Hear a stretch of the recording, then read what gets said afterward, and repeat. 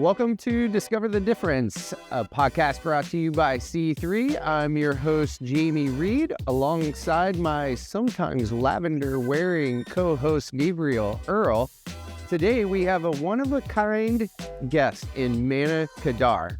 And if you've never met somebody who at 16 acquires her own business and then levels it up multiple times to build a beauty empire, today's your day, because Manna is like no other.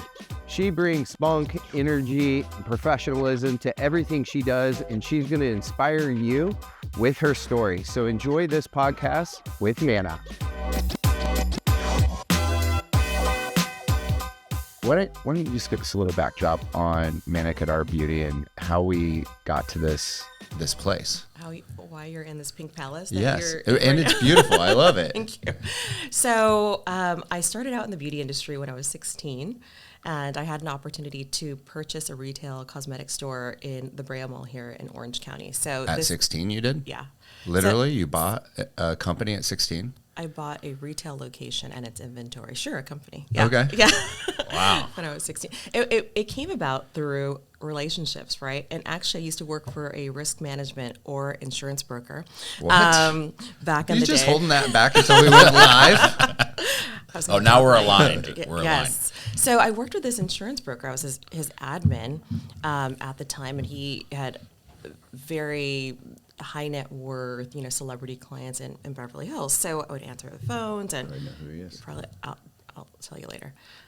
So I would answer all the phones, and I was like the main person that the conduit between him and his clients, and they didn't know how old I was because I was so professional for 16, right?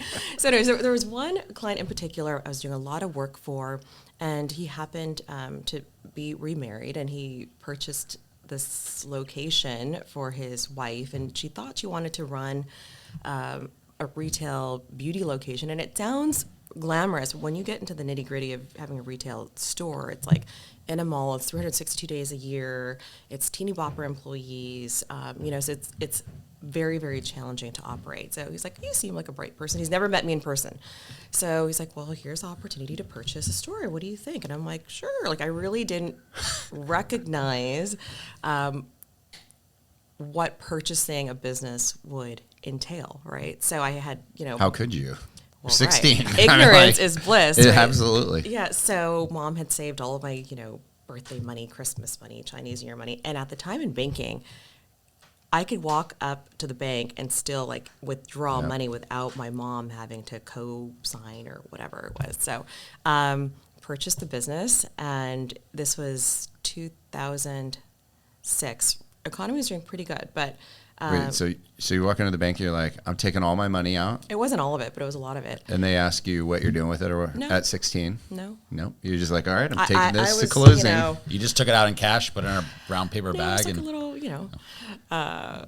check. And anyways, so what was cool was that I just had to assume the lease. I didn't have to start a new lease because otherwise I don't think my credit would You'd qualify. Yeah. But and so it began. One store led into the next and the next and the next. And then within 6 years, I had 7 stores that went from Orange County, San Diego County, and then Fashion Show Mall in Las Vegas. So wow. I figured out the model of how to make that successful. And it was a really cool experience. There was a lot of people, men and women, that would walk into the store, and each person had a really unique problem, whether it's color that they're looking for, a hot day, something that they're trying to fix. Like I'm uncomfortable with this or that. Like, let's find a solution for these people. So, it was a grind. Like I said, many days.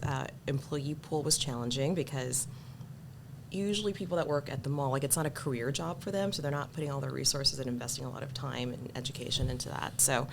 And how old are you when you had all these stores? From 16 to 21.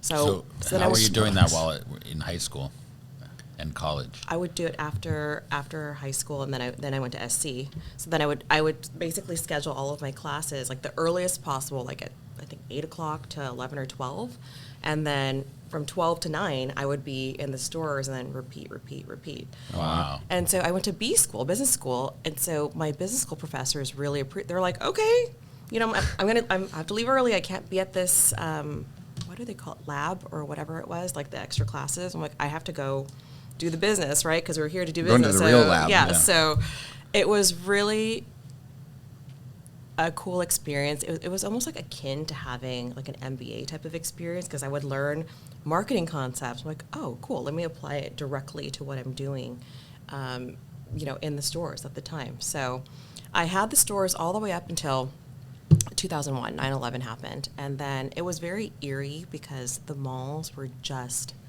empty. Like, there's basically the people that work there, and that was it. So I had several offers before to purchase the chain, and at that time I was like, you know what, I'm kind of burnt out with this. So I sold the chain, graduated college, and then I had a finance degree. So one of my friends was like, I just got a job as a business analyst at Comerica Bank. You want to interview? And I'm like, okay. I had no idea what a business analyst was even, but apparently I said enough to get the job. So then I went into corporate banking for a number of 6 or 7 years after that, and learned all about corporate finance, lending, structures, and by the end of it, I was managing the med device division at a regional bank here. Wow. So you went from being an entrepreneur at 16 to corporate world. What was that like? Like running your own company to working for the man, like literally the man. It was an interesting transition, and it wasn't not so much from a management perspective. Like, I actually really appreciated learning different types of structures, you know, meetings, what corporate meetings look like versus, you know, just casual meetings that you have with employees. It was very political, you know, and so there's lots of rules and lots of reports, and at the time it was still very much a male-dominated industry, and I've never been afraid of that challenge. Like, for me, I was like, okay, well, let me just prove myself through performance, which is what I did, and that's how I rose the ranks so quickly. So that was a great challenge to overcome, but the wardrobe sucked. Like, this is back in the day where you had to wear like pantyhose still, and I'm like, oh my God, pantyhose. Like, that could have been almost a singular reason why I wanted to exit corporate banking. But it was just a stuffy industry, you know, lots of rules, and but I really appreciated learning the other side of business. Like, there's doing the actual business, but then learning all the financial models and structures behind it, and taking my education and learning like where the numbers flow and how they flow and why they flow. And it has really helped to catapult me to where I am, you know, today. Well, so you rise through the ranks there, then what's the next transition? So I was bored really with the corporate banking model, and I was like, okay, let me try to find a business. I wanted to like dip my toe back into entrepreneurship. So let me find a business that I could still kind of keep my job, because it was a nice cushy job, lots of days off, and, you know, lots of vacation time. And while I can still kind of manage a business on the side, what business can you do that where it semi-automates itself? And as you and I both know, it's like it doesn't exist. Otherwise, everyone would have done that. But I was like, tanning salons. Okay, this is tanning salons. Like, think about this, like 20 years ago. Yeah, I'm from Missouri. We had a lot of those. Tanning salons, right? So I was like, okay, there's a machine. The machine does all the work, and there's a attendant in the front, you know, so pretty simple. So there was a tanning salon for sale, and the financials were pretty good. So I purchased the tanning salon business. And funny enough, I had a lot of fun just owning and operating this little tanning salon, more fun than I did, you know, at this like corporate gig. And so I decided to exit. I was like, you know what? I'm just going to take a leap of faith. And at the time, my idea was to, I figured out the tanning salon model and how to make it successful. So I'm like, let me just replicate that. And that's what I embarked on doing. So one of the strategies was to have every square footage be like usable square footage. For whatever reason, tanning salons had these like huge lobbies that there was nothing Nobody to be using. sold, or they sold bathing suits, which nothing wrong with selling bathing suits, but like you can't really do a lot of bathing suit sales there. So I created a beauty bar where, you know, we offered services that were cutting edge at the time. So like eyelash extensions before anyone was doing that, threading before anyone was doing that, you know, lots of different products where people can come to that location. They're obviously going there to look good, right? So why don't we give them as many options as possible to be like a one-stop shop? It's like a cross sell. Yeah, Was it it is. like Coming in for the tanning, and you're going to sell them on the eyelashes. Yeah, and then we had skincares. You can get a facial there. You can do your eyelashes there. You can get your brows threaded there. You know, all that stuff. And so we didn't have cosmetics.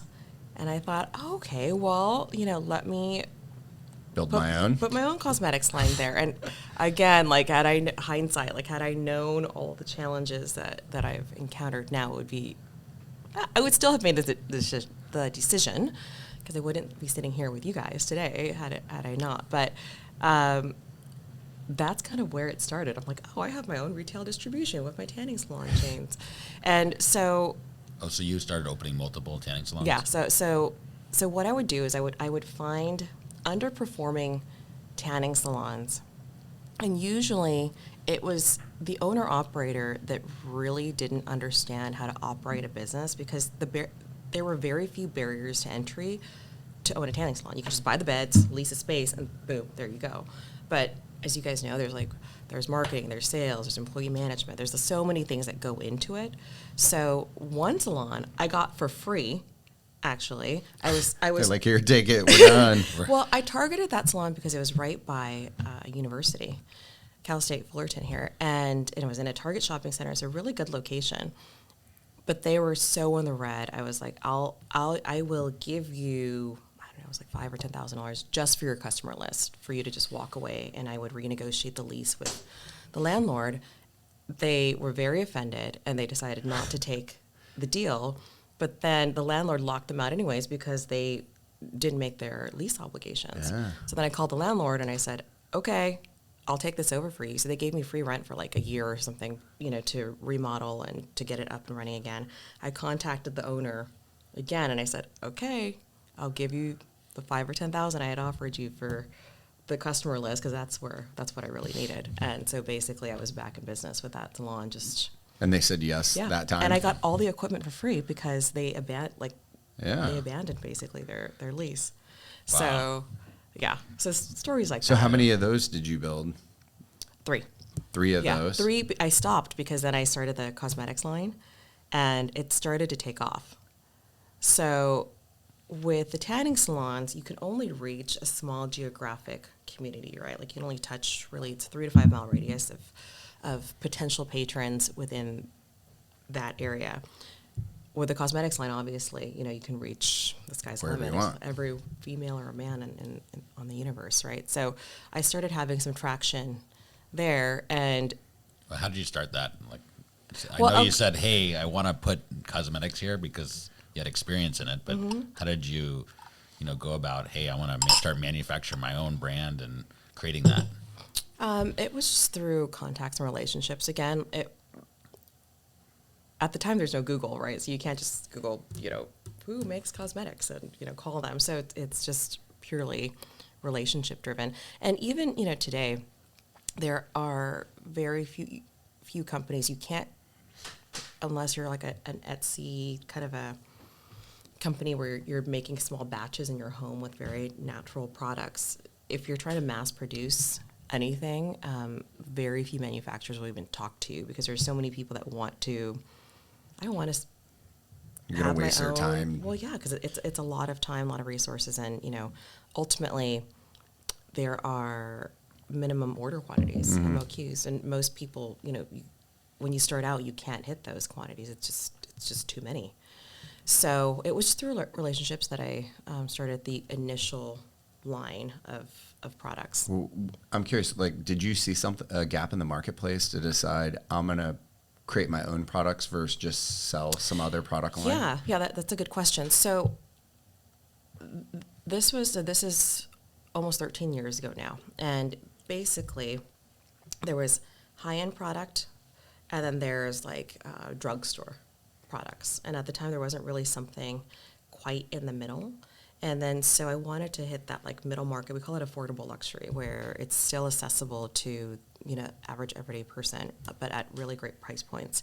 And beyond that, all of the products were multifunctional, long wear, innovative. So a lot of the time, most women say, I don't have time to do makeup.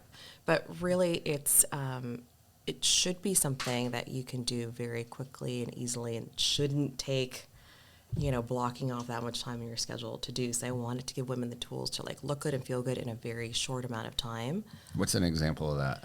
So like, you're not talking to the most educated makeup guys here, so sure. Really? So, And what's a lot of time? but we are going to try it later, Gabe, right? Yeah. you have to take all my tips and tricks, and I want you to show me what you've learned today. So, like, as an example, most women struggle with lip products. And it's like they put on the lip product, and it's like you put it on multiple times a day. It's like always reapplying.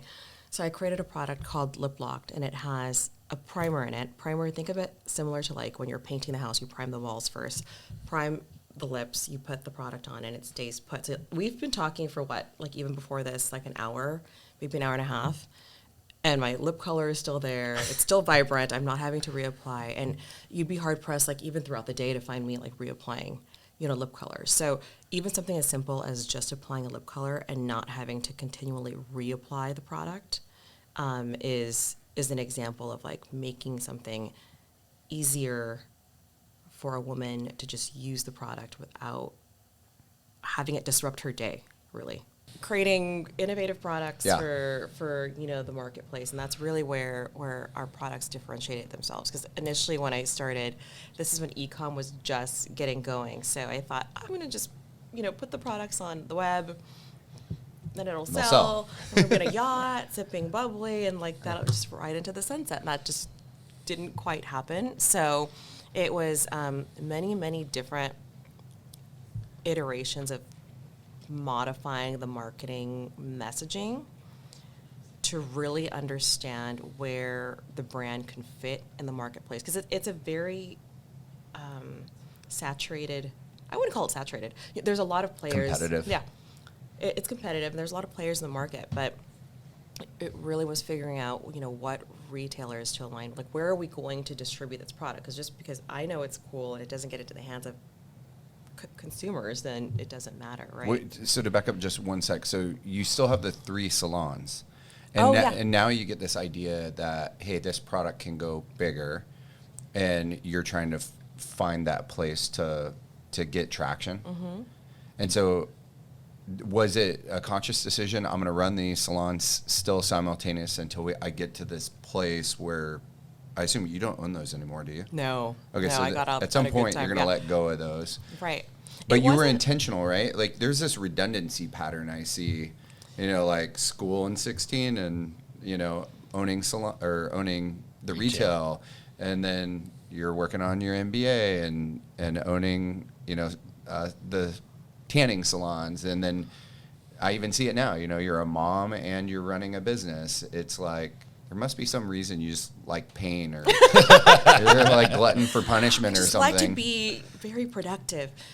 No, I it wasn't intentional to like start the cosmetics line to think it was going to replace the tanning, because at the time there was no revenue for the cosmetics line. It was actually, the tanning salon was funding, that operation.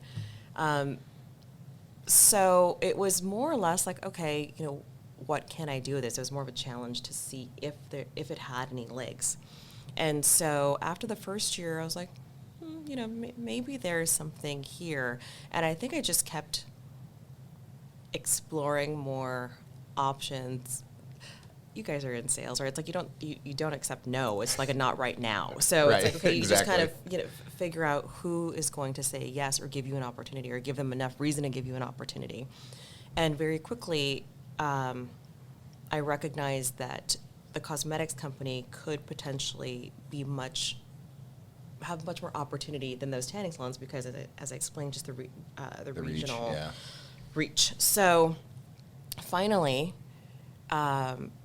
we had some accounts here and there, and I converted one of the tanning salon rooms way in the back of the salon to like my international offices of the world. So it's basically a 10 by 10 office that used to have a tanning bed in it. Took the tanning bed out, put like a tiny little desk in, and it was next to the restroom, like similar, like Right. this far from the restroom, and there was a hallway, and there was a buyer that was coming to meet me from one of the TV shopping networks. So this is like a big opportunity. So imagine the buyer, hi, I'm here to see Manna Kadar.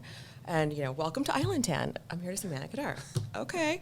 And so the associate walks her to my international offices of the world in the back. So she's passing these tanning salon beds. You hear the beds go, you hear someone getting spray tan, and you hear the tanning, self-tanning machine go, turn to the right, turn to the left, lift your arms. And, so this lady is like walking down like literally my tanning salon to go to my office to meet me about my cosmetics company and potentially put me on air for TV. And so at that point, I was like, you know what? I think we need to grow up and have our own independent offices. Like if we have opportunities like this where legit buyers are coming in and they have an interest in the company, I think we need to finally take the leap and have our own dedicated offices where we look professional. But the funny thing was that the buyers who I still talk to now really appreciated that it started from something like that, because, you have to really be careful with your resources when you first get started. Yeah. Like I didn't want to have double rent and double the staff. And, there are many times where we did get that TV shopping deal, by the way.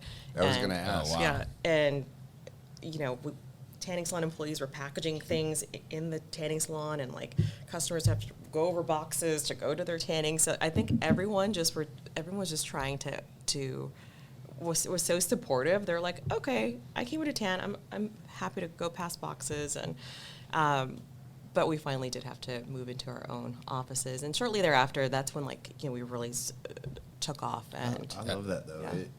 Yeah. It reminds us. I think I speak for him, but it's the same thing. All these successful brands you get to that you feel like overnight, like Jama. People are like, where did they come from? She's like, well, 20-some years of hard work and being scrappy. It's right.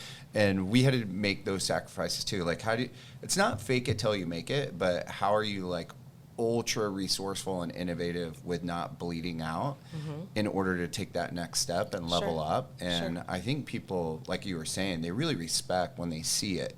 Especially people who have lived it are like, hey, I understand and appreciate that. Well, what's interesting is you mentioned, for manufacturing, you need to have a certain amount of volume to, make it where it's somebody will talk to you. And then you mentioned there's a it was connections that helped you.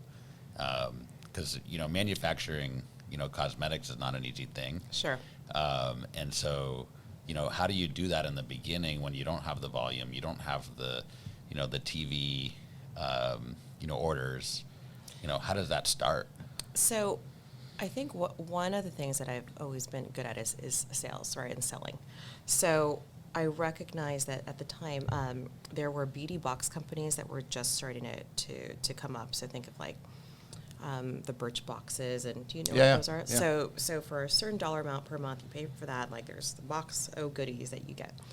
And so I had known one of the founders of one of those box companies, and I thought, okay, in order to get certain MOQs, they had a pretty decent subscriber count at the time. So I would sell product to them, in addition, manufacture extra run for me, and it was a really great model in that. What a leverage point. Yeah, I got product into the hands of people, so you can use my product, see, feel, touch it.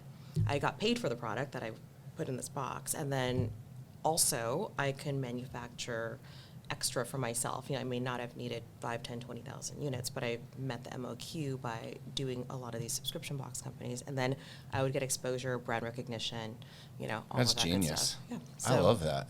So a lot of entrepreneurs talk about, mentors or people that have helped them along the way. A lot of the stories are, hey, I didn't just, you figure a lot of the stuff out on your own, but are there people, or were there people that supported you? Or, I guess the person that you met and selling the boxes, could be somebody that, was a contact that helped you. But when you look back, is there Is there anybody that supported you through this? I know you want the answer to be yes. No, it doesn't have to be Well, yes. If it's no, it's like that's amazing. I think in this industry, in the beauty industry, fortunately, we do have a very supportive group of people. So, to your point, the contact one of the founders at Birchbox, I always felt comfortable reaching out and saying, what do you think about this? Like, it wasn't necessarily like a mentor relationship, but it was very much like a sounding board. Yeah.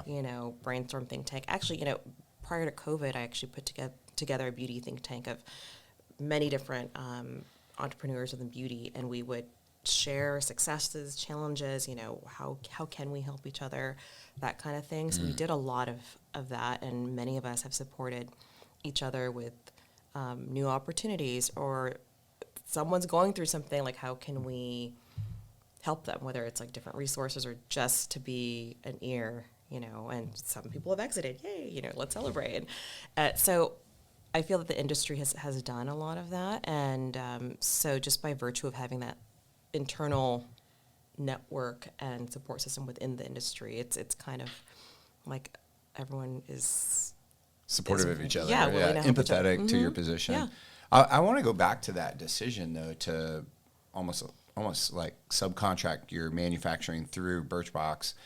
Where's that idea come from? Because if you just turn on Shark Tank and there's 10 manufacturers that are on that show, they're there because they've kind of hit a critical stage to where they've got to be able to reduce their manufacturing costs and those things, and they're giving half their company away because they can't solve a problem that you creatively figured out how to do a different way. And that's got to be a pretty huge moment for you to level up to that next stage in the company. Did it just come to you, or? Yeah, pretty much. It was just, when you're trying to find a solution to something and you really want to make it work, it's like you find a solution and you make it work, right? So that's what happened in that situation. I needed to be creative in finding a way to meet these MOQs, right? So to be clear, I was still manufacturing these products.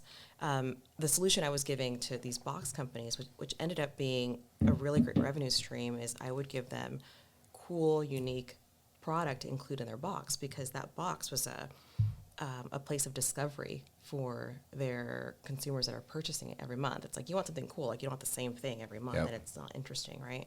And so I would intentionally create product similar to this lip product that I was telling you about that was really unique and different, so that when their subscribers did open it up, it was a really cool experience to go, oh, okay, I want more of this Which was like test marketing. Yeah, you were doing it really was. And to this day, like we still have repeat customers from like way back when they received the box from a long time ago. So that's awesome. Yeah. So what's the next thing? You get through that phase. What's the next step in that journey? I'm exhausted now, just like going back through this. Like, oh my God, that's a lot of work. We need to document the whole journey out of this podcast. And let's see. So from there, so then it kind of snowballed into like legit SKUs and. Are you taking money along the way, or are you getting investors? This is all on your own. I still have never had any investors. Wow. That's incredible.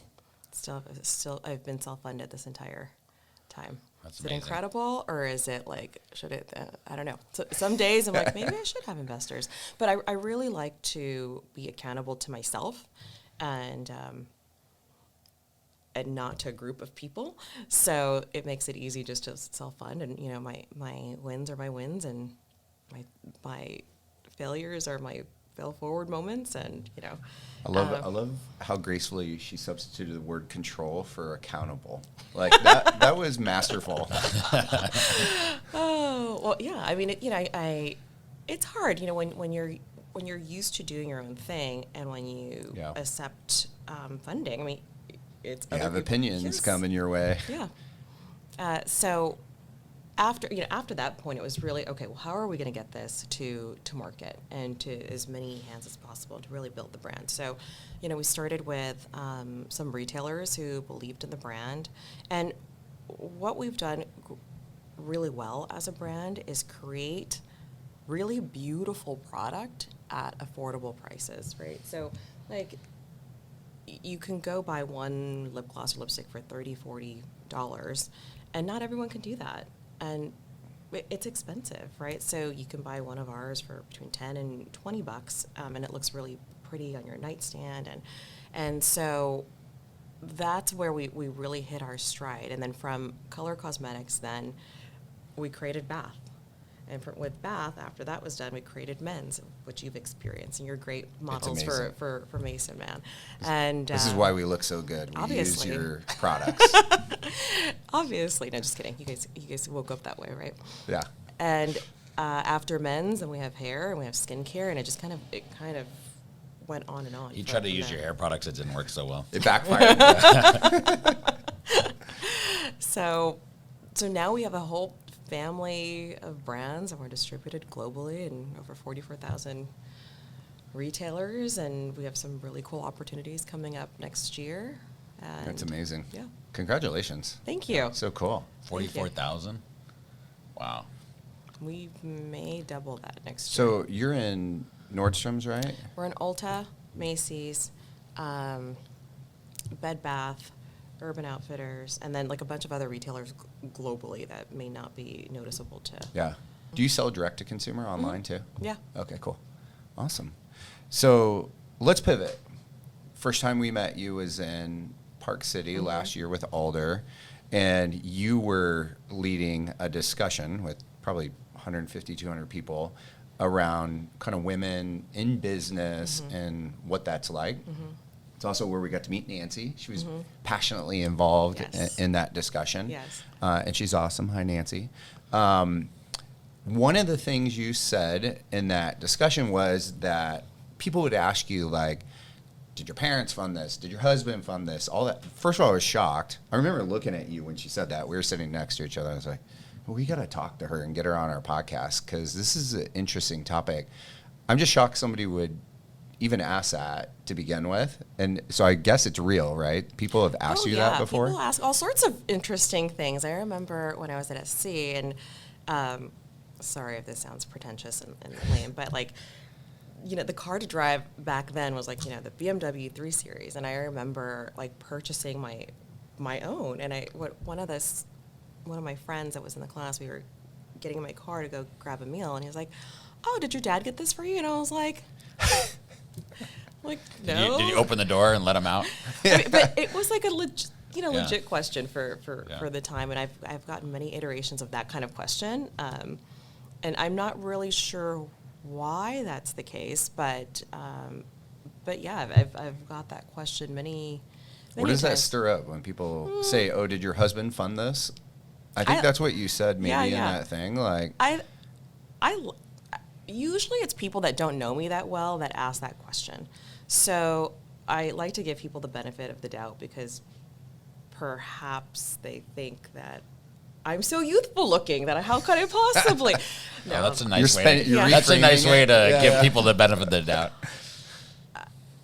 I don't know. I'm not really sure where that comes from. If anything, it gives me more pride in going, you know, I did this myself, and then they're a little bit dumbfounded and don't know really what to say at that point. And I really don't take it, you know, offensively. Yeah. Well, you mentioned, you know, in your baking experience and being in this kind of, you know, stodgy, old, probably white male industry. It didn't sound like you didn't, you know, allow anything to hold you back.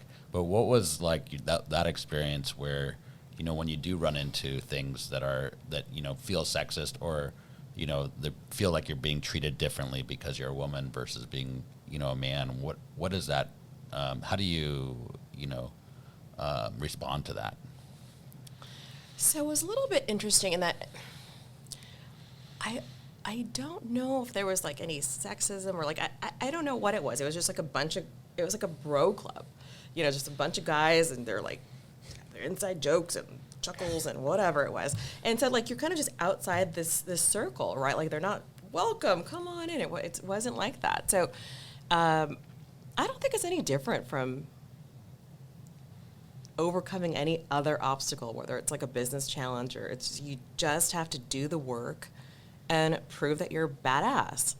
And after that, no one has really any other opinion other than she's freaking badass, and that's it. Like, there's nothing else to talk about, you know? So I wasn't trying to be like BFFs with these guys. I just wanted to prove myself to them, and all of a sudden, then you're in on all the conversations, and then they want you to come join them for all the happy hours, and that's fine. And so a lot of times when I do hear that I don't earn enough, or like when I hear maybe perhaps other female or men say, you know, they don't earn enough, they weren't given X opportunity or Y, it's like, okay, well, you know, well, how do we overcome that then? Like, how do we earn more? You know, do we ask for more? Like, have we asked for more? Yes, no? I don't know the answer to that for these specific situations, but, you know, in my case, I just had to take that into my own hands, and then all of that was really a non-issue, right? So, it just sounds like you step into it and say, "Here I am," kind of. Well, it's really just prove my own value. Yeah, deciding exactly. not to have like a victim mentality, right? That Right. just driving it. It doesn't matter if you're a man or a woman. You see it out there. Certain people's conditions, they allow themselves to be conditioned to Sure. a victim mentality versus I'm gonna drive through this. You know, Right. Where's that? Because there's obviously a lot of drive / motivation to do all the things. Even taking a job at 16 in a old white guy's industry takes drive. What do you mean buying a business? You know? Yeah, all that. Where does that motivation come from? Is it innate? Or Yeah, was not there everybody something- at 16 decides to run their own No, business. I think it comes from mom. Like, you were sharing a story with another person you had on the podcast, and so mom had like a really challenging story. So, you know, she and my dad, they were in Paris, and he was just not a good guy. He was, you know, abused alcohol, drugs, abused her. My only memory that I have of him was like him like literally like beating her, and I closed the door and I put Scotch tape on the door because that's gonna keep him out. yeah. Well, I don't know. I think it was maybe like 2 or 3 Oh, geez. at the time, and that's all I remember. But you know, Wow. she, my grandmother came to raise me when I was 7 days old, and kind of like that movie, like Not Without My Daughter, we literally fled in the middle of the night, and she had, you know, just she had like some gems and like just This is in France? in France. And so meanwhile, you have to remember, like, she's an immigrant from Vietnam. She doesn't really she speaks French, but like not fluently, and then she's like fleeing to go to another country because dad was ready to marry me off and send me back to Lebanon. How old were you? I think 3. Oh, was ready to marry you off at 3? Or Like Arranged. commit me like to a plan. Like to this my is who hubby, you're gonna my- be with. my hubby to be. Wow. So she was just like, nope, like we're not having this. So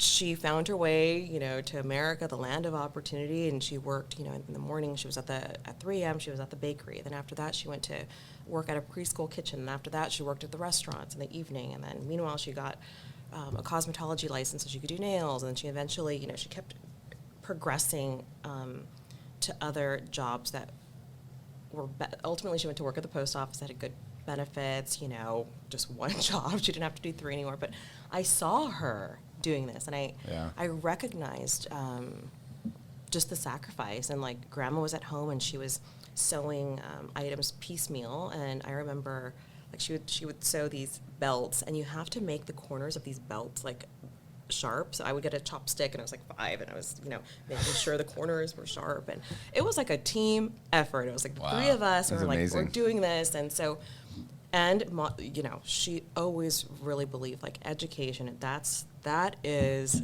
how we're going to get out of this, or not out of the situation. That's how we're going to have more opportunity, Improve. success. Yeah. And she didn't always love that I wanted to be an entrepreneur, because that was not very safe. She did or did not? Did not. Did not. It was not very safe at all. She loved when I was in corporate banking. Yeah. You know, because it's okay, safe. You know, and but she was. I'm an only child, so she was like, okay, well, okay. So She embraced it after she a while. did, and She's like, this kid's different. she's like, oh, it's really difficult, but different. So that's where it comes from. I think just, Mom setting the pace. Mom setting the pace. What was your grandmother like? Grandmother, she was always my advocate. Like she had an arranged marriage herself, and this is old school. Like this is, 90s. Where did she grow up in? She grew up in Vietnam. So Okay. they were Chinese that grew up in Vietnam. And she and my mom always had like a difference of opinion. So it's like my mom would say the sky's blue, my grandma was like it's purple. Like they just always fought. But they're both great. Grandma's awesome. Is she still around? She is in hospice care right now. Okay. So, but she's lived a long. What does she think about your success? She still doesn't get it. Like she's like, so she thinks I sell like cosmetics like from a catalog and like, I'm just taking orders, and there's nothing wrong with that. She doesn't quite understand what I do, but she's just concerned that I'm happy. Yeah. So. That's awesome. I think my grandma's the same way. I don't know if she knows what we do either, but they're just happy to see you happy. How about know? your mom? Yeah. What does she think about it My now? mom passed a couple years ago. I'm sorry. And, I think what was really cool was I always told her, Mom, I'm never having kids. I'm like, forget it. I'm sorry. I know I'm an only child, but just, and then I met my husband. And then so she was able to, spend 4 years with her grandkids. But she saw the company get to a point where, like, she saw me on TV, like, doing the TV shopping thing. She saw, like, the magazine like, she saw it happen. And, she's been with me when I've been able to accept awards, and it was really important for me to include her so that she could see, like, Mom, like, you did this, like, you helped do this. So, That's cool. it was awesome. Yeah. What you and Gabe were talking before we started the podcast about some of the community work. Mm-hmm. Like, how did that come to fit into all the other busyness in your life? So, Mom goes back to Mom again. She really, although we had very, very little when I grew up, like, she always, like, gave back. So, she would have me volunteering at the temple. Like, I remember when our Buddhist temple had just built a library, and I literally barcoded every book in that library. And we went on these missions to give supplies out to these communities in Tijuana. And I remember, like, we had really little, but we had took this big truck over there, and we were handing out candy, and these kids were just overjoyed with one piece of candy. And we would visit these mud huts that people would live in, and I was blown away by how simple these people's lives were, but they all seemed to embrace what they had. It was just like, that there wasn't like, oh, woe is me. They were really grateful that we brought supplies, and they all seemed to enjoy life. So it just kind of gave me a different perspective on things. And ever since then, it was like, whether, time, talent, treasure, right? So I finally got to a point where I could give all three of those things. And so now, with my husband, he grew up a little bit different in that he wasn't as involved with volunteering. So now it's like a whole family affair where we have even like our little ones come and like put boxes of things together with Miracles for Kids we were talking about, and so that they can understand how they can give back in even the smallest way. You mentioned awesome. Miracles for Kids. And Yeah. It came at a good time for you. What was that about? What does that mean? Yeah, so Miracles for Kids, fellow alder member of ours, Autumn Stryer, who's amazing, started this group, and it's to support underprivileged kids with families at or below poverty level. And they just help families in need as a parent, it just breaks my heart to think that these families that are just struggling financially now have this unbearable burden of, a sick kid. And I remember there was a day that I was supposed to bring the kids to go volunteer at Miracles to put these boxes together. And my daughter, who's 6 now, she was really, like, she was just like projectile vomiting everywhere. And it was hard for me, and it was hard for her. And I was like, oh my God, like, these families have to live with this daily for I don't know how long until their kid is better, hopefully. if their kid ever gets better, you know. And I just, it was such, to just be in that for just that one day, it was just like, it was heavy. And so, you know, we support them heavily. Like, we very, very proudly donate a ton of product to, now we can support the whole family, right? We have men's products, women's products, bath, so that not just, you know, the kids all have fun toys and stuff, but like, I want to make sure that mom has just a little something for herself, dad has something a little bit for himself, like brothers and sisters, and everyone just has a little treat, because there's not a lot of light in their life, like in that chapter that they're going through. Your kids are 5 and 6. Mm-hmm. What, when you do that, like, what kind of questions or interaction do they have afterwards? I think it's well, it's like, okay, well, why don't these kids, like, we just did Christmas, you know, wrapping with them, or more specifically back to school. Well, why don't they have backpacks? Why don't they have pencils? And I mean, because they do, like, they, you know, no one's gifting us any of that. I'm like, because, you know, they don't have, they've had a different situation that has happened in their lives, and we are in a position to be able to help them. And I'll point out, like, okay, well, you know, here's the kid that's sick, it's this age, but they also have these siblings, and their siblings need the backpacks too. So it's really for them to understand that, help them recognize that they are very fortunate to have the lives that they have, and also recognize that people live differently. Because I know you guys are in San Diego County, Orange County, it's like there's no litter outside. Like, you know, they just live in this utopia. Yeah. Right. And if we travel anywhere else in the country or in the world, like, it's not like this. So, so there's just, kids ask the weirdest questions too, right? Like, can we go play with them? Like, sure. Like, let's figure it out. So, yeah. Well, you mentioned, you told your mom that you weren't planning to have kids. Mm-hmm. Obviously, that wasn't That true. changed. Maybe it was true at the time, but what was it? What was the change? My husband.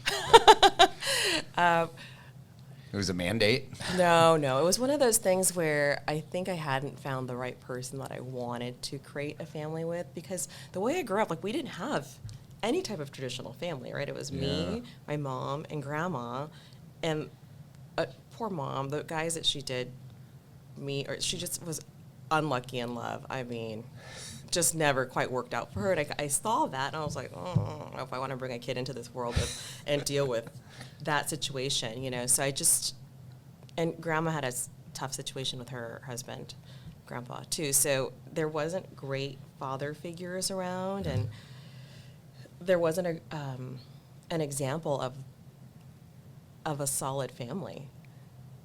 So it didn't make sense to me logically to do that. Does any of that create hardship in your relationship with your husband to not have a male presence growing up, or? I don't think so, because I think we're both really independent, and we got married late. We had kids later. Like, I had first when I was 36 and 37. We got married when we were almost 40 each. So we both very much do our own thing and have our own companies and live our own lives. And so You just kind of opt in on making each other happy together, but independently happy as well. Yeah. Yeah, I think that's the best kind of relationship. And I think, like, we both understand that, like, we come from different backgrounds, so there is some grace that we need to give each other for certain situations. But I think he's had some familial issues too, and so we very much both came in with our eyes wide open of what we wanted to create for our family, which is very different in a lot of ways than what both he and I grew up with. Yeah, So. take the best of each world and put them together. Yeah, exactly. That's cool. This whole, cosmetic world, it sounds like you come from this place and talking about, the giving back of, this idea of self-care. And that sounds like I hear that from you. That's really important. Why is that? Are you talking about her getting in a cold tub soon? Yeah. no, if her husband's listening, she committed to 3 minutes in the cold plunge today. I remember and I can't speak to the mottos that you have, but there's, you just have this motto of, looking good, feeling good. Yeah. And so is that just something that you've always felt, or is this a marketing thing that, you came up with? I do firmly believe that. Like, even during COVID, remember when everyone was just like, I give up, I'm going to be in sweats. And, I literally did my hair and makeup every day, came to the office, came dressed. Yeah, you always look good. Thank you. Thank you. I may or may not have gold Uggs on. I know Mia was like, I can't even find a picture of her not looking dialed out.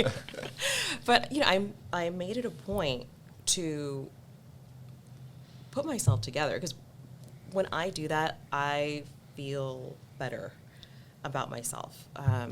Put your A game jacket on. Yeah, like, and then then I have my A game on all the time. Like, if you can imagine, like, someone rolling in here, like, well, I don't want to buy cosmetics from her because she looks like someone ran her over by a car. It's just like you got to be your own billboard. You really do, and I feel like it's a few minutes for myself too. It's almost like its own meditative moment, in your day where. I don't know what men do. Like, maybe it's doing. I mean, when I'm doing my hair, I feel the same way. Like, well, you have to. It's like, isn't true. it kind of like therapeutic? It kind of is, yeah. Right, and so. Although my wife hates that at the end of the day, she'll be doing this whole strip down process of taking things off and then adding things on. And I kind of come in and brush my teeth, grab some stuff and slap it around. Don't wash my face, and she's just appalled by it. So I think that's my next step in my self-care journey, is like learning some of that stuff. Well, I volunteer to help you. Yes, I think it's important, and not just like the makeup thing, but when we were in Ojai together, we did yoga together, and I was like, hey, there's this crystal session that is like an energy healing Reiki, and a couple times a year I take solo locations, like husband's at home with the kids, and I go by myself somewhere. I bring books, and sometimes I'm at a retreat where it's very specific. Other times I'm just at a resort. I'm just there with my own thoughts and just doing my own things. I have some time to just decompress.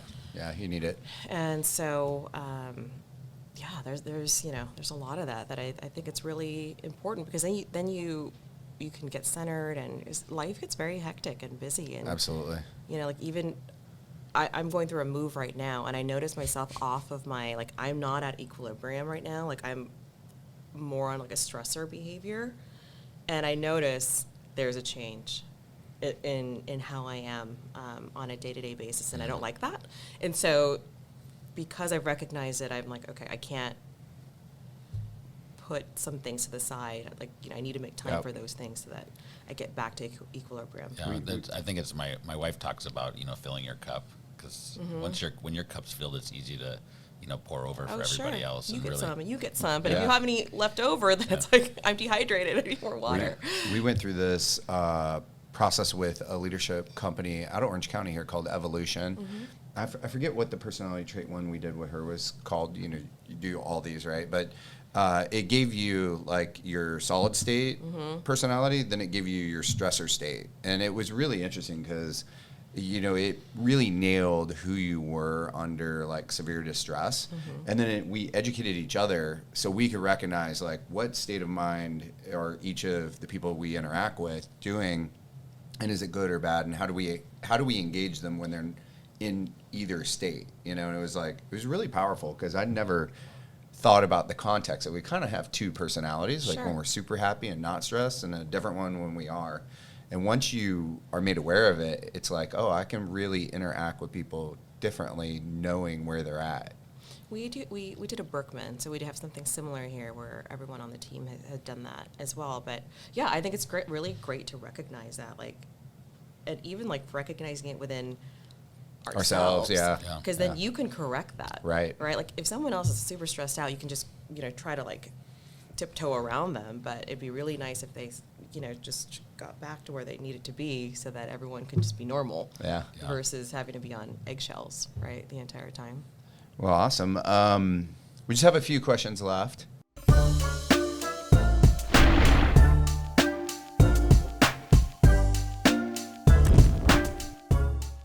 What is the fashion trend that's going in the wrong direction? There's something called slothing, and there's do you know what slothing is? No. No. It's like where you put like gel everywhere, and it's just like you look like a sloth. Like it's just like gel everywhere. And then, as you guys may recall in the '90s, where it's like everything from the '90s is coming back. Those ugly shoes. Yeah, and my the- daughter's in all this stuff. I'm like, oh, this is horrendous. the low-rise jeans where it's just Yeah. it's awful. And Yeah. the jelly shoes, they have jelly Prada shoes, and like people are paying $1,000 for those. It's awful. I blame Stranger Things. Like Stranger Things, I feel like started that. Now my daughter dresses like the Stranger Thing, and all her friends. I'm like, why is this happening? Like this This should is a never Stranger come Thing back. that's happening. Yeah. Yeah. that's- Mia, did you know what slothing was? Okay. Well, you we should. all learned Don't something ever new. do it. Just you know what? Just don't Google it. Don't Google it. All right, next question. This will be an interesting one. If you sent a text to the current president, what would it say? We must repeal the China tariffs. Not can we? Were you in? When are you going to repeal the China tariffs? You weren't with us with Pompeo in New York, were you? Yeah, I was. Okay. Yeah, that was Mm-hmm. really interesting. We were there in New York together for the Navy SEAL ball Yeah. That's with right. Pompeo. Little did we know it was the epicenter of COVID. We all went home, and then it was like, New York Well- shut down, COVID. Well, remember when we got there, like Times Square was full, and by the time we left, it was empty. Mm-hmm. I didn't even know we were in Times Square. The next morning after the gala or ball or whatever, I walked out and somebody asked me to take a picture of him. And there was nobody out there, right? Naked I'm like, cowboy sure. And I was take on. a picture of him. I'm like, why'd you want a picture anyway? They're like, we've never been to Times Square. I'm like, oh my God, this is Times Square? And we didn't Nobody's realize here. we were at ground zero of COVID Yep. at the time. It was amazing. Yeah. Good times. So this is a hard one. Favorite and worst food? Worst is like durian, which is a fruit that smells disgusting. Oh, yeah, it does. It's horrible. Favorite, I usually love a really great pasta. Right. Especially in the holiday season. I feel like pastas and Italian food just matches that. Like a bolognese. Yeah. Okay. All-time favorite Netflix show? Or any show, I guess. But people are always looking for the next Netflix craze. This is awful because I only watch Hallmark movies. And I'll tell you why. This goes into the whole self-care thing because you know, they talk about like whatever you digest, what you bring in, like what you Right. see. You're manifesting hear. it. Yeah. So there's so much stuff that we're already, we're getting thrown at us that we may or may not like. And so So all-time favorite Hallmark movie is The Pivot. I don't know where the all-time, like I don't know the names of them, but it's a Christmas one of some sort. That's All right. a happy ending. Okay. Someone falls in love and they get married and it's a happy ending. All right. Perfect. All right, this one's fun.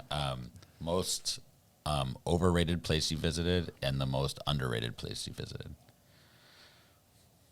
from traveling. Cabo and Cabo. I like that. Well said. Depends on where in Cabo you are. Yeah.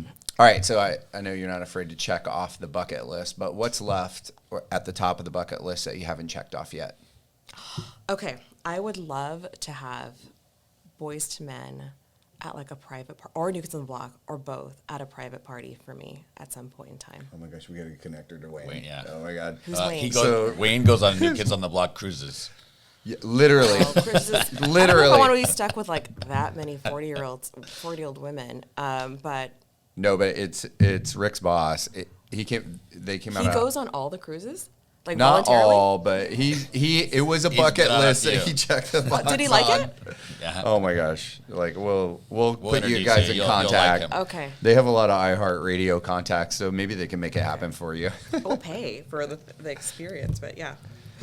So So what's next for you or for the company? I feel like there are some things that we need to achieve as a company. Like we're very fortunate to have an amazing team of people. There's some other metrics that we want to like figure out as a company to become more well-rounded as a whole with distribution, product mix, some things like that. So it can be a nice, well-oiled machine. You mentioned you're planning a double next year in stores. We have some really cool opportunities. So like as a brand, we have different products, right? But then we have our more luxe brand that's called MannaKadar Then we have our value channel brand that's called Goddess. So those are like really, really affordable luxury items. And so next year we have opportunities with some retailers that have, major doors. So it's not like, I always say it's not the sexy thing to do. Like, it's sexy to be at Ulta or Sephora, right? But, these value channels, believe it or not, like the volume is tremendous. And That'd be like a Rite Aid or something like that? Or what? Like a Dollar Tree. Okay, yeah. Dollar stores or Dollar General, or it's really, really incredible, like the volume that goes through there, and it just goes to show, like, that's really where the population is. Like you talked about, where you came from. It's like not everyone shops at Nordstrom, Neiman Marcus. That's just a small fraction. Like Totally. The majority of the world, they buy from these retailers, and it really actually does go back to like the roots of like we didn't have a lot. Like, how do I give men and women, pets, children, like, these really cool products that they can be proud of, and not just, a lot of times in those stores, you're getting products that they're okay, like they look okay, they work okay, but they're not great. Usually you don't go to your friends, you're like, I got this awesome thing from the dollar store. Like, doesn't happen all the time. So I think we can do that in beauty. And Gabe's Frenchie's going to have a makeup product too We soon? have pet products. Oh, you do? Oh, where are they? We have pet products. I didn't know that. Yeah, it's called hotdog. What- Hot dog. Just what's a pet makeup product? There is no pet makeup, so it's like it's It makes Like them shampoo makes them and smell things nice. like that? yeah, shampoo, refreshers, sprays, that kind of stuff. When my dogs come back from the groomers, they put powder or something on them that makes them smell It's totally like- different It's a spray. than when I do. Yeah, spray. it's like Febreze for dogs. Oh, it's amazing. Yeah, cool. So so the next part is really about reflecting back. When you look back, and you're reflecting on your journey, and you're talking to your younger self, what kind of advice would you give your younger self now that given what you know now? I would say it all works out, and it gets even better. Keeps getting better and better. So despite whatever challenges are in front of you, it'll work out. Stay the course. Stay the course. It passes. Yeah. Yeah. I like that. So the show is called Discover the Manna Difference. Add the manna in there for this episode. So with that in mind, like, what, out of all the things, you give us a lot of sound bites, but out of all those things, what's the secret sauce to MannaKadar? I think it's, stop talking, start doing. I like that. Take action. Take action, do something about it. And I think there's always a solution for a problem. Yeah. So let's find the best solution. Let's create opportunity from it. Awesome. That's great advice. Yeah. So where can people find you if they want to get your makeup, they want to get your bath products? Where can they go? So they can go to mannakadarcosmetics.com, or they can Google us. There's so many retailers that they can find. And then if you guys want to follow us on social, it's at MannaKadarBeauty on all the channels. Awesome. Thanks so much, Manna. We really enjoyed our time and look forward to getting this produced. So thanks, guys. Thank you.